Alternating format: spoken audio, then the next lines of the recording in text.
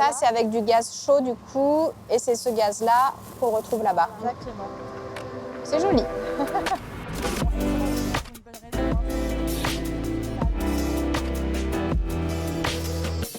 Aujourd'hui, je suis venue rencontrer Claire, qui participe à l'exploitation de ce site industriel. Donc là, on est sur un site de stockage de gaz. Et t'as les rebouilleurs qui sont ici. D'accord. Et ça, c'est le tout neuf. Claire, la problématique qu'elle a sur son site, c'est d'optimiser les matières et les énergies qui sont utilisées et d'en faire le meilleur usage possible. Souvent, un des critères qu'on prend en compte, ce sont les émissions de CO2. Et bien sûr, elles doivent être plus basses après notre passage qu'avant. Pareil, les ressources en eau, les volumes sur les sites industriels sont assez conséquents. Donc c'est vraiment des choses qu'il faut avoir en tête pour minimiser l'impact et recycler autant que possible. Consommer moins avant tout, mais surtout recycler ensuite quand on ne peut pas consommer moins. Je suis Myriam Étancelin, je travaille à Terega en tant qu'ingénieure multi-énergie. Je suis en charge du développement d'un outil de modélisation et d'optimisation de plateformes industrielles.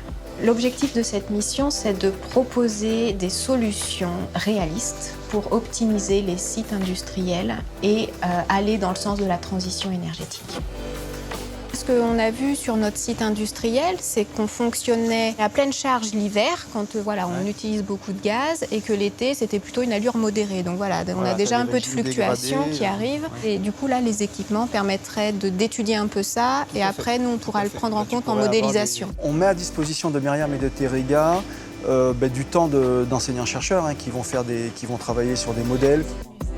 La transition énergétique nécessite qu'on aille vers des réseaux multi-énergie. Terega, c'est un acteur industriel qui a compris la nécessité de ne pas rester juste sur son secteur gazier. Avec cette collaboration, on a eu la preuve finalement que notre projet scientifique correspondait à une attente des industriels et au-delà des industriels de la société finalement. Un profil solaire réel pour avoir vraiment... Ce qui me donne de l'énergie, c'est les gens motivés, curieux, et qui ont envie de faire changer les choses. Une des activités les plus gratifiantes dans ce poste-là, c'est vraiment de faire le lien entre les acteurs académiques, les acteurs industriels qui ont chacun leur vision, qui parfois s'opposent, qui parfois se complètent.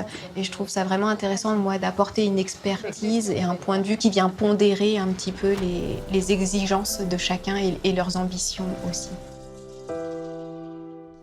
Ce que j'apprécie dans ce poste-là, c'est d'apprendre sans cesse. Et pour arriver jusque-là, j'ai suivi un cursus dans une école d'ingénieurs, l'INSA de Rouen, avec une spécialisation en énergétique et propulsion. Et ensuite, je me suis spécialisée dans tout ce qui est l'énergie et procédés avec un doctorat que j'ai réalisé au CEA de Grenoble et à l'École des mines de Paris. Pour moi, la transition énergétique, c'est presque une hygiène de vie. de travailler professionnellement pour cet objectif-là, c'est ce qui me motive le plus. De temps en temps, le plus régulièrement possible, j'aime bien faire du vélo, au moins sur un des deux trajets. Quand on est sur le trajet proche du travail, on essaye de se dire ah bah oui, tiens, aujourd'hui j'ai fait tout ça, demain il faudra que je fasse ça. Et puis petit à petit, plus on s'éloigne, plus on retourne dans une sphère privée.